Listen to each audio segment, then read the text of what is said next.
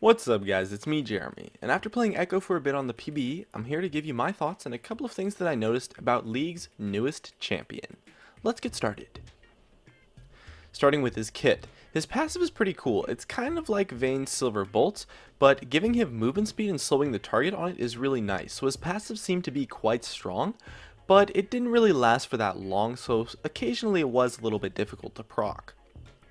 His Q was his main source of poke, and although it can potentially proc 2 charges of his passive, his Q actually did a lot less damage than I expected. And although the slow is nice, I was really just hoping this skill would do a little bit more damage. And because of that, his wave clear is extremely poor, which is honestly pretty lame. I think if he had good wave clear, he would be a lot stronger in a solo lane. His W actually seemed to be pretty bad at first, since it's fairly easy to dodge the stun with quite a long delay on it. But despite the 3-second delay for the skill, the radius of the stun is only visible by your opponents for like a second or maybe a second and a half before it goes off. It's kind of similar to Veigar. That being said, the ability is still pretty lame since the delay is still kind of long and you have to be in the stun area to proc it, so it makes it quite easy to outplay and difficult to work with, and extremely difficult to hit overall, to the point where the skill can sometimes feel completely useless. However, if you do land the stun, the payoff is huge, since the stun itself lasts for a bit over 2 seconds, making it have a lot of inherent power, and I think it can be really strong if you combo it with some crowd control from an ally or something like that. His E is pretty powerful and covers more distance than it would actually first appear, so it's really good for chasing and makes his chase potential phenomenal. And if you hit his Q twice, it can combo for a decent burst of damage with his passive. I like this skill a lot actually, and the mobility makes him really fun to play, and his passive quite easy to proc most of the time, at least if you can hit your Q.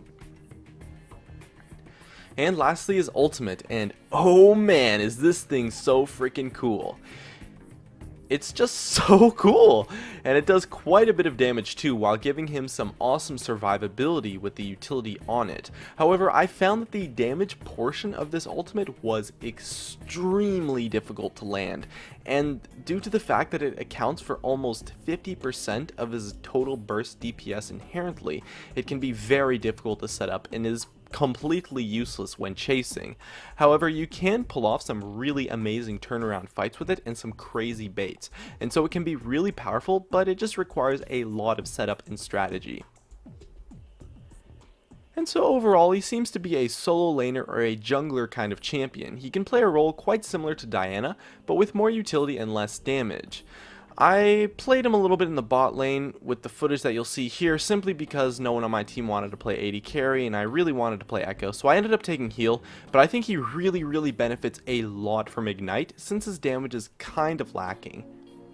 His lack of wave clear is actually kind of lame too, and makes his mid laning not that strong, and his lack of sustain makes his jungling a little bit difficult, and his ultimate and stun make him extremely hard to play. The mechanics and strategy needed to set up his kit is quite high, and so he probably won't be a very good solo queue champion at all. The pros, however, will likely be able to make something work with him, as can a dedicated player, but Ekko is not the kind of champion that you can pick up in just a few games and be proficient on. I initially expected him to be played in kind of an assassin-ish role for his chase potential, but his damage is honestly really just lacking if you can't land your ultimate, so he seems to be more of a utility bruiser who could make a lot of use with a more tanky build.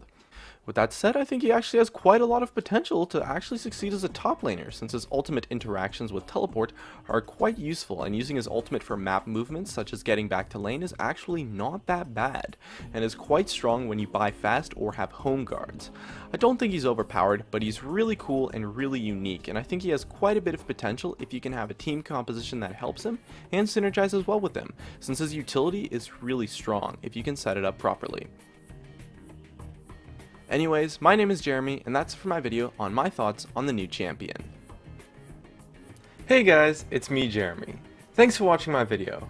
If you enjoyed it, definitely make sure to hit that like button so I can tell, and if you're interested, definitely check me out on all the socials, of which you can see over there. And if you really enjoyed the video, make sure to subscribe for some more awesome content in the future, as well as you can check out some of my other videos up here and over there. Anyways, that's going to be it. Thank you so much for watching, and of course, I'll see you guys next time.